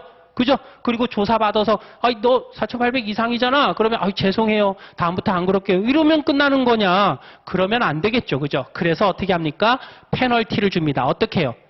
결정 경정 대상이 되는 과세기간의 다음 과세기간 계산을 할 때 어떻게 한다? 자, 요거 종정 규정이니까 하얀색으로 쓰겠습니다. 결정 경정 대상이 되는 세법 법 조문은 결정 경정 과세기간에 이렇게 되어 있습니다. 결정 경정 과세기간의 다음 과세기간 이렇게 되어 있거든요. 그 의미는 뭐예요? 결정 경정 대상이 되는 과세기간의 의미입니다. 그래서 결정 경정 과세기간의 다음 과세기간에 납부세액을 계산할 때는 일반 과세자를 준용해서 계산하겠다. 요게 종정 규정이죠. 그래서 공급 대가가 아니라 매출액의 10% 그리고 세금계산서 등에 의해서 입증되는 매입세액만 빼주겠다. 이렇게 계산하겠다는 거죠. 그런데 이것도 너무 페널티가 약하다. 그래서 세법이 개정이 됐습니다. 어떻게 해요? 이때까지 간이가세자로 보는 건 똑같아요. 결정 경정한 날이 속하는 과세기간까지 간이가세자로 보는데 그건 똑같은데 페널티를 다음 과세기간부터 페널티를 주는 게 아니라 다음 과세기간부터 납부세액 계산에 대한 페널티를 주겠다.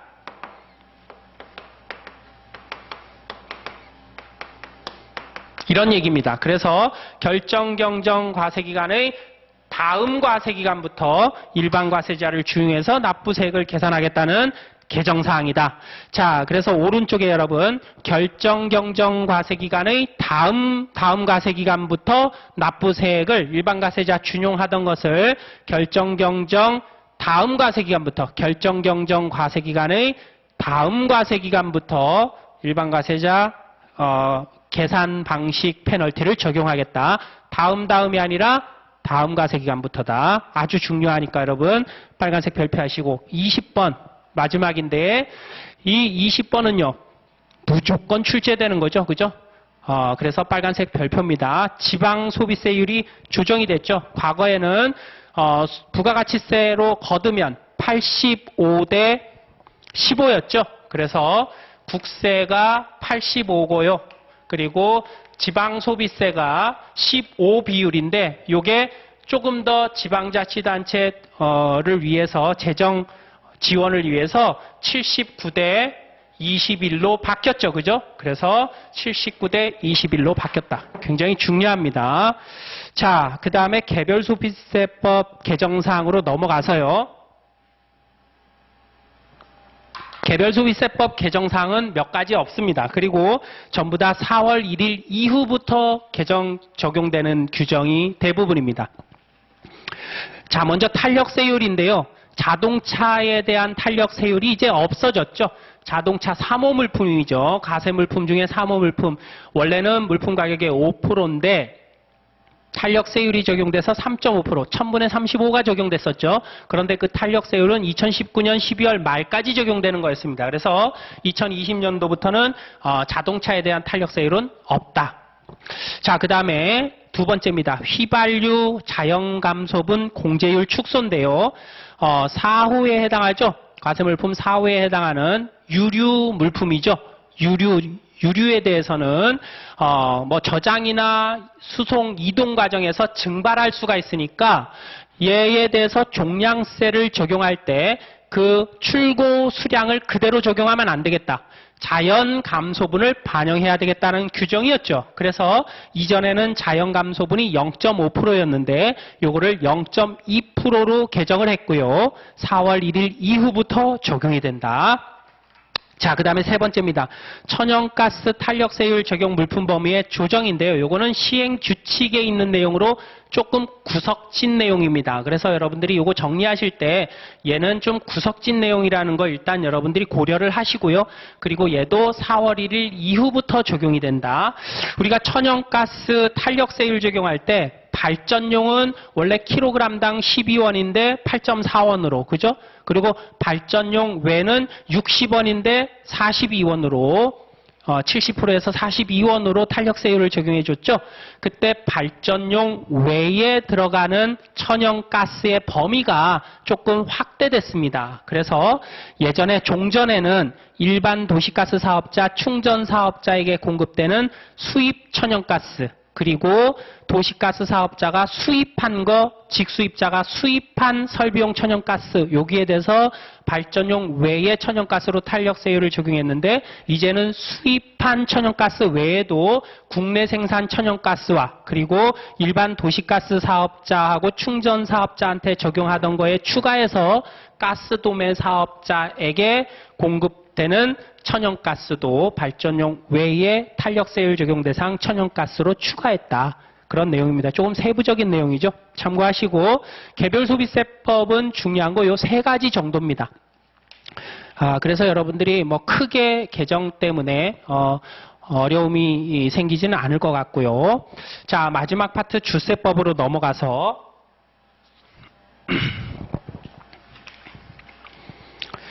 첫 번째, 주류 범위 확대인데요. 빨간색 별표죠. 자, 주류의 범위에 예전에는요, 주정하고 알코올분 1도 이상의 음료만 주류의 범위에 해당했는데, 이번에 그 주류의 범위가 추가됐습니다. 왜 이게 추가됐냐면 요새요 맥주 제조 키트라 그래가지고 그냥 맥주 그 원료가 들어있는 통하고요 그 안에 뭐 이렇게 혼합물 같은 거 봉투에 넣어가지고 라면 스프처럼 넣어가지고요 그걸 팝니다. 그러면 그걸 사가지고요 그거를 이렇게 그 방법에 따라서 주조하는 방법에 따라서 뭘 섞어요. 그러면 그게 뭐가 돼요? 맥주가 됩니다. 방금 만든 맥주가 돼요. 그래서 그 제조 키트가 많이 팔리기 거래가 되기 때문에 그 거래를 법 테두리 안에 끌어들여서 활성화시키기 위해서 걔네들 제조 키트로 판매하는 것들도 주류 범위에 포함을 시킨 겁니다. 그래서 오른쪽에 보시면 주정 알코올분 1도 이상의 음료뿐만 아니라 자, 이 맥주 제조 키트를 설명한 거죠. 다음 요건을 모두 충족하는 거. 어떤 겁니까? 첫 번째, 용기에 주류 제조 원료가 담긴 상태로 제조장에서 출고되거나 수입된 후 그걸 산 사람이 추가적으로 원료 주입 없이 용기 내에서 주류 제조 원료가 발효되는 거. 그리고 그 결과가 뭐예요? 알코올분 1도 이상의 음료가 되는 거. 그죠? 얘를 주류의 범위에 포함시켰다. 그래서 개정 이유를 보시면 기술 발전에 따라 새롭게 출현하는 다양한 형태의 제품. 예를 들면 수제 맥주 제조 키트를 얘기하는 거죠. 얘를 주류의 범위에 포함시켰습니다. 그래서 주류의 범위 확대된 거, 제조 키트 들어간 거 꼭 기억을 하시고 출제 가능성 높습니다. 빨간색 별표하시고. 그 다음에 1번 주류 범위 확대하고 연결된 게 2번입니다. 2번도 빨간색 별표합니다. 주류 제조 면허의 면제인데요. 이제 주류, 술을 제조하려는 자는 술의 종류별, 주류 종류별, 그 다음에 제조장별로 시설 기준을 갖춰서 관할 세무서장한테 면허를 받아야 되는 거죠. 면허를 받아야 주류를 제조할 수 있었습니다. 그런데 예외적으로 주류 제조 면허를 안 받아도 되는 면제자들이 있었죠. 종정 규정에는 두 가지가 있었습니다. 첫 번째가 국가지방자치단체가 시험 목적으로 제조하는 경우, 그죠? 그리고 연구기관이나 학교가 학술 목적으로 제조하는 경우에는 면제를 안 받아도 되는 제외 사유로 뒀는데요. 여기에 이제 맥주 같은 주류 제조 키트가 들어와서 여기도 주류 제조 면허의 제외자로 그 부분이 들어갔습니다. 어떤 부분이냐 하면 오른쪽에 개정사항에 보시면 의제 주류 판매업자인데요. 의제 주류 판매업 면허 규정에 따라서 주류 판매업 면허를 받은 것으로 보는 자가 이 제조 키트를 이용해서 오른쪽 밑에서 두 번째 줄로 내려옵니다. 이 제조 키트를 이용해서 알코올분 1도 이상의 음료가 되는 주류를 제조하는 경우, 지금 무슨 얘기입니까? 의제 주류 판매업 면허를 받은 자가, 그러니까 뭐 식당이나 뭐 어떤 그 마트나 이런 데서 제조 키트를 가지고 주류 판매 식당에서 식당 같은 데서 제조 키트를 가지고 그거 맥주 만들어서 팔도록 허용하기 위해서 이 의제 주류 판매업 면허를 받은 자가 제조 키트를 가지고 거기서 술을 만들어서 팔 때는 제조 면허 안 받아도 팔 수 있도록 해주겠다는 의미에서 요 규정이 들어간 겁니다. 그래서 자, 다시 읽어보면 의제 주류 판매업 면허 규정에 따라 주류 판매업 면허를 받은 곳으로 보는 자, 뭐 식당이나 뭐 백화점 이런 곳들이죠, 그죠? 그런 곳에서 자, 제가 콤마를 이렇게 쳐놨죠. 그게 뭐예요? 그게 맥주 제조 키트를 얘기하는 거예요. 아까 주류의 범위에 포함시킨 거, 그죠? 그래서 한번 읽어볼까요? 용기에 주류 제조 원료가 담긴 상태로 제조장에서 출고되거나 수입 신고된 후 추가적인 원료 주류 없이 용기 내에서 주류 제조 원료가 발효되어 최종적으로 알코올분 1도 이상의 음료가 되는 주류. 이게 뭐예요? 아까 주류 범위에 포함된 개정사항이죠. 그래서 얘를 이용해서 알코올분 1도 이상의 음료가 되는 주류를 의제 주류 의제 주류 판매업자가 얘를 제조하는 경우에는 별도의 제조 면허 없이도 제조해서 판매할 수 있도록 해주겠다. 개정사항입니다. 자, 그래서 개정 이유를 보시면 식당, 판매점 등, 백화점 등 의제 주류 판매업자가 주류 제조 면허 없이 주세를 내고 키트 등을 이용해서 주류를 만들어 판매할 수 있게 함으로써 키트 제조 중소기업을 지원하기 위한 목적으로 개정을 했다는 거죠. 자, 그 다음에 다음 페이지 넘기셔서 주류 제조 관리사 면허 제도인데 이거 폐지됐습니다. 그래서 주류 제조 관리사에 대한 규정은 다 그냥 삭제하시면 됩니다. 자, 밑으로 내려가셔서 4번 주류 과세 체계 개편인데요. 동그라미 1번에 맥주 탁주 종량세 전환 엄청 중요한 거죠. 빨간색 별표입니다. 무조건 시험에 출제됩니다. 자, 기존에 우리 어떻게 했습니까? 주세는 종량세와 종가세 구조를 가지고 있는데 주정은 종량세, 주정 외의 주류는 종가세 이렇게 적용을 했었죠. 그게 바뀌었다는 거예요. 그래서 주정은 종량세고 주정 외의 주류가 종가세였는데 주정 외의 주류 중 뭐요? 탁주와 맥주는 종량세로 바뀌었다. 엄청 중요합니다. 자, 그러면 세율도 같이 알아봐야 되겠죠. 주정 과거의 세율은 얼마였습니까? 57,000원이었죠. 그래서 킬로리터당 57,000원 주정. 그 다음에 탁주는 어떻게 됩니까? 탁주는 킬로리터당 41,700원입니다. 그 다음에 맥주는요, 833,300원. 꼭 기억을 하시고요. 그런데 밑에 내려와서 보면 생맥주 세율 경감이라는 게 있죠? 자, 원래 맥주는 킬로리터당 833,300원입니다. 맥주는 킬로리터당 833,300원이에요. 그런데 맥주를요, 8리터 이상의 용기에 담아가지고 맥주가 추출되는 어떤 추출구를 통해서 맥주를 따라가지고 팝니다. 주로 이제 우리가 생맥주 마실 때 그런데 통에서 이렇게 받아서 마시죠. 그죠? 이렇게 기울여가지고. 그래서 8리터 이상의 용기에 담아 판매하는 맥주의 경우에는요, 요 킬로리터당 83,300원에 80%를 적용하겠다는 거예요. 80%.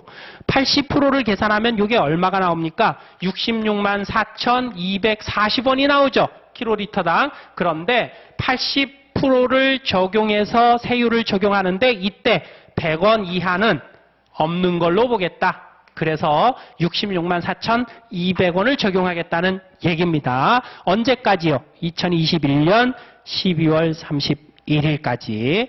자, 거기 밑에 교재 관련된 내용에 자세한 내용은 담아놨으니까 여러분들이 보시고요. 그러면 이제 우리 이렇게 정리했잖아요. 과거에 주정 외의 주류에 대한 세율은, 그죠? 발효주는 무조건 30%. 그런데 탁주는 5%, 맥주는 72% 이렇게 했잖아요. 이제 그렇게 할 필요 없습니다. 탁주하고 맥주가 종량세로 바뀌었기 때문에 무조건 종가세의 발효주는 몇 프로다? 30%다. 어떻게 보면 더 간단해졌죠. 그죠? 그렇게 정리를 하시면 되겠습니다. 자, 이제 종량세로 바뀌었으니까요. 맥주, 탁주 수량은 어떻게 계산하느냐 나와야 되겠죠. 그래서 오른쪽 19페이지에 동그라미 2번 주류 수량 계산 방법입니다. 얘가 이제 종량세로 바뀌었기 때문에 수량 계산을 어떻게 한다라는 규정을 만들어 놔야 되는 거예요. 자, 일단은 여러분 소규모 주류 제조자가 맥주나 탁주를 소규모 주류 제조자가 제조하는 맥주나 탁주에 대해서는 수량을 출고되는 수량의 인정 비율이라는 것을 곱해가지고 과세대상 수량으로 보겠다는 거예요. 그래서 맥주인 경우에는요, 최초 출고되는 200kl 이하면 출고되는 수량의 인정 비율 40% 곱한 걸 출고 수량으로 보는 거고, 과세대상 수량으로 보는 거고, 그 다음에 그 이후에 200kl 초가 500kl 이하 수량에 대해서는 출고 수량의 인정 비율 60% 곱한 거를, 그리고 500kl 초과하는 수량에 대해서는 80% 인정 비율 곱한 것을 과세대상 수량으로 보겠다는 거고, 탁주는요. 탁주는 5kl 기준이죠. 5kg 최초 출고되는 5kl까지는 60% 인정 비율, 그거 초과하는 경우에는 80%를 적용합니다. 다만 꼭 표시 보시면 맥주의 경우에 원료 공유 중 쌀이 사용된 중량이 그 밑에 줄에 전체 합계 중량의 20%를 넘어가요. 20% 이상입니까? 그러면 출고 수량별 인정 비율을 30% 적용해 주겠다. 그러니까 40%, 60%, 80%가 아니라 쌀이 사용된 그 중량이 전체 합계의 20% 이상이면 인정 비율을 40%, 60%, 80%가 아니라 30% 적용하겠다는 거고, 그 다음에 소규모 주류 제조자가 아니라 조세특례제한법에 따른 중소기업의 경우에는 두 번째 꼭 표시입니다. 자, 시설 기준을 갖추고 법에 따라 주류 제조면허를 받은 조특법 시행령에 따른 중소기업 중에서 밑에 있는 어느 하나에 해당하는 중소기업의 경우에는 먼저 출고하는 500kl 이하 수량에 대해서는 100분의 70을 곱한 수량을 주전연도의 과세대상 수량으로 합니다. 그러니까 소규모 제조업자냐 아니면 일정한 조건을 충족하는 시설을 갖춘 중소기업이냐에 따라서 출고 수량 계산을 달리한다는 거죠. 그래서 그 요건은요, 첫 번째 가에 보면 해당 주조연도에 신규로 맥주 제조면허를 받았거나 아니면 출고 수량이 직전 주조연도의 출고 수량이 3,000kl 이하면 그러면 최초 500kl 이하 수량에 대해서 중소기업이 출고하는 수량에 대해서는 70% 곱한 금액을 출고 수량으로 해주겠다는 겁니다. 자, 그 다음에 5번으로 내려오셔서 시설 기준 요건이 면제되는 주류 제조면허 대상이 확대됐는데요. 이전의 규정에는 우리 앞에서 주류 제조면허에서도 잠깐 말씀드린 것처럼 주류를 제조하고자 하는 자는 주류 종류별 그리고 제조장별로 시설 요건을 갖춰서 면허를 얻어야 되잖아요. 그죠? 그런데 예외적으로 시설 기준 요건을 갖추지 않아도 되는 경우가 있었는데 그 경우가 종전에 시험, 축제, 경연대회에 사용하기 위해서 주류를 제조하고자 하는 경우에는 시설 요건이 면제됐었습니다. 그런데 여기에 추가해서 이제 시음 행사를 하는 경우, 시음 행사를 위해서 주류를 제조하는 경우에도 시설 기준 면제해 주겠다. 이런 얘기죠. 자, 그 다음에 다음 페이지 넘기셔서 특정 주류 도매업자 취급 주류가 확대됐는데요. 특정 주류 도매업자의 유통 가능 주류가 기존의 탁주, 약주, 청주, 전통주, 소규모 제조자의 맥주, 중소기업 제조자의 맥주 이렇게 유통할 수 있었던 규정에서 기타 주류로 분류된 유사탁주가 추가가 됐습니다.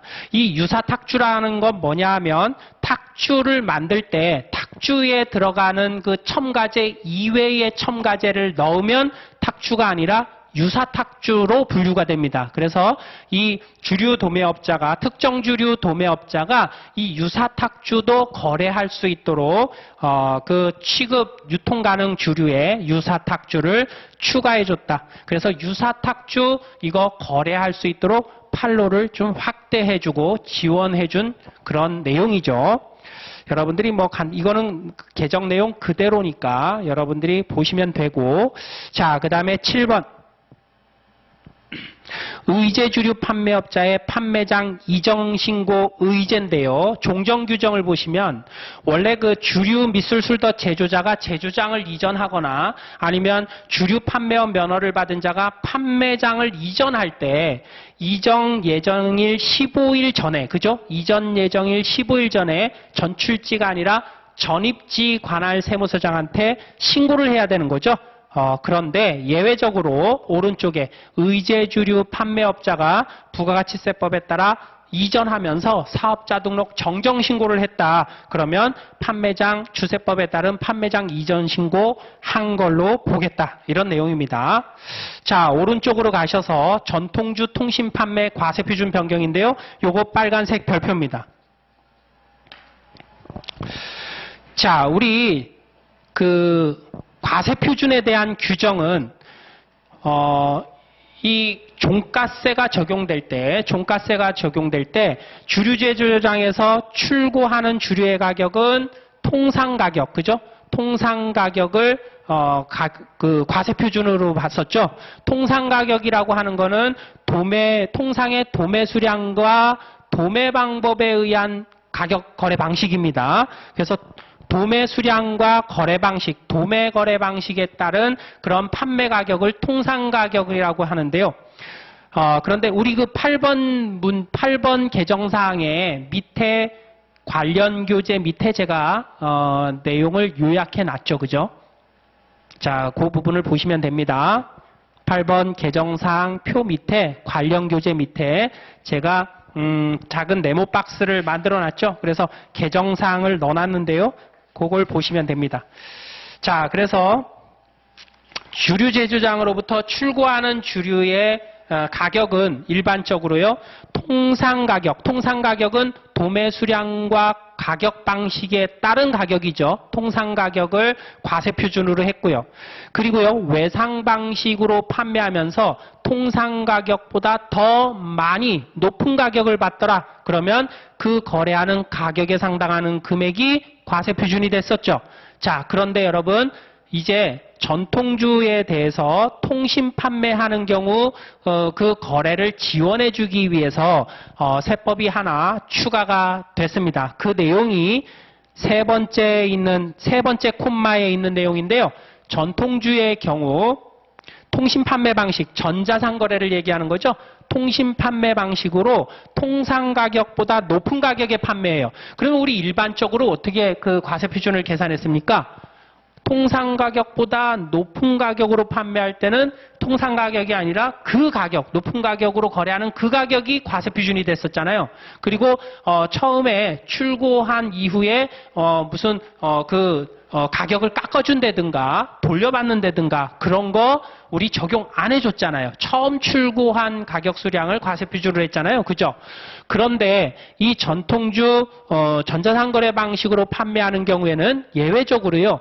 그 높은 가격으로 판매하는 그 가격이 아니라 통상 가격을 과세 표준으로 해주겠다는 규정이 새로 추가가 된 겁니다. 그래서 여러분들 꼭 주의하셔야 됩니다. 전통주의 경우에는 전자상거래 방식에 따른 통신 판매 방식으로 통상 가격보다 높은 가격에 주류 제조장에서 출고한다고 하더라도 그 거래하는 가격이 아니라 그 가격에 상당하는 금액이 아니라 뭐다? 통상 가격을 과세 표준으로 하겠다. 꼭 기억을 합니다. 그래서 8번 중요한 개정사항이니까 빨간색 별표해 놓으시고요. 자, 그 다음에 마지막 사항이죠. 요거는 뭐 간단합니다. 주세 보전명령에 따라서 보전명령 시 기획재정부 장관하고 사전 협의를 해라. 이런 내용이 신설된 거예요. 그래서 자, 거기 맨 밑에 관련 교재 맨 밑에 그 박스를 보시면 요게 개정 내용이죠. 국세청장은 주세보전 명령을 하려는 경우에는 기획재정부 장관과 협의를 거쳐야 한다는 그런 협의 절차를 신설했습니다. 자, 여러분 지금까지 우리 내국소비세법에 대한 개정세법을 말씀을 드렸는데요. 이번에는 그래도 개정된 내용이 그렇게 많지가 않습니다. 그래서 여러분들이 이전에 잘 준비를 해오셨다면 개정된 내용만 추가해서 다시 정리를 하는데 크게 어려움이 없으리라고 보고요. 그리고 말씀드렸듯이 지금 시험을 보는 날짜가 애매하니까 이 나눠드린 자료 중에 언제부터 이 개정 내용이 반영되는지를 반드시 검토하고 여러분들이 정리를 하셔야 한다. 다시 한번 주의 부탁을 드립니다. 그리고 이제 지금 많이 그 바이러스 때문에 많이 좀 혼란한데요. 그런데 이런 상황도 여러분들한테 도움이 될 수도 있고 또 해가 될 수도 있습니다. 그래서 여러분들이 어떤 마음을 갖느냐에 따라서 이러한 상황들이 도움이 되기도 하고 해가 되는 거예요. 그거는 여러분들 마음 먹기에 달려 있으니까 이런 상황이 어쩔 수 없이 그냥 어차피 벌어진 거잖아요. 그러니까 여러분들 모두는 다 이런 상황이 여러분들한테 오히려 합격하는데 도움이 되도록 이런 그런 어수선한 상황을 이용하셨으면 좋겠고 활용했으면 좋겠습니다. 그리고 수험생은요 건강하지 않으면 체력이 안 되면 도저히 할 수가 없는 겁니다. 그래서 여러분들이 이 기간 동안에 위생관리 철저히 하시고요. 그리고 건강관리 잘 하셔서 1차 시험 보실 때 여러분들의 노력 이상의 그런 좋은 결실을 얻도록 기원을 드립니다. 자, 이렇게 해서 우리 이제 정규 과정은 다 마무리를 하고요. 그 다음에 학원에서 이제 계획을 잡고 있는 것처럼 실전 모의고사, 전범위 실전 모의고사 3회 정도의 모의고사를 볼 텐데 모의고사를 볼 때는 1회, 2회, 3회 세 가지 시험 그 문제 중에 2회를 가장 난이도 높게 출제할 예정이고요. 그리고 여러분 제가 시험 수업 시간에 늘 말씀드린 것처럼 실전 모의고사 볼 때는요 1번부터 푸는 게 아니라 그랬죠. 시험장에서도 모든 과목 마찬가지입니다. 1번부터 여러분들이 문제를 풀면 벌써 지고 들어가는 거예요. 뭐부터 풀어라? 쉬운 것부터 풀어라. 쉬운 것부터 골라가면서 왔다 갔다 하면서 푸는 겁니다. 그래서 여러분 그 연습을 제가 여러분들한테 조금 연습하게 하기 위해서 실전 모의고사도요, 앞부분에 어려운 문제를 때려 넣겠습니다. 굉장히 중요한 거예요. 그죠? 그래서 같은 시간에 내가 몇 문제를 더 풀을 수 있느냐 없느냐에 대한 아주 중요한 내용입니다.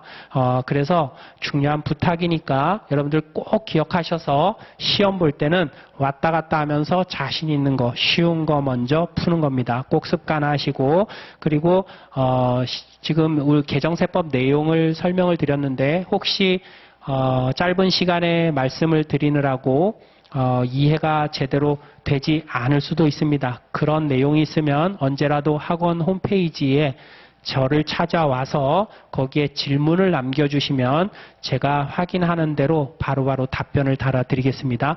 아무튼 여러분들 좋은 결과가 있기를 기원을 드리면서 나중에 우리 시험 끝나고 좋은 얼굴로, 서로 웃는 얼굴로 만나 뵙기를 기대하겠습니다. 여러분들 수고 많이 하셨습니다. 여기까지 하겠습니다. 수고하셨습니다.